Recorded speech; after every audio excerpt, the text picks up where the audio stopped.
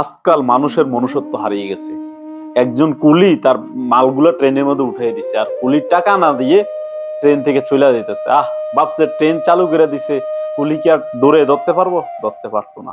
এই বাইটা লাস্টে একটা কথাই মনে রাখেন, আল্লাহ আপনাকে মাফ করবো না। ওই কথাটাই মনে রাখবেন। আল্লাহ মানুষকে চার দেয়, ছেড়ে দেয় না।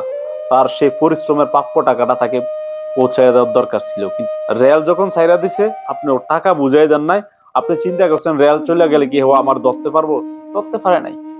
কিন্তু কি বলে গেছে যে আল্লাহ আপনার বিচার করবে, কঠিন বড় বিচার করবে। অসহায় মানুষ কি করবে? এগুলো সবচেয়ে অসহায় জিনিস।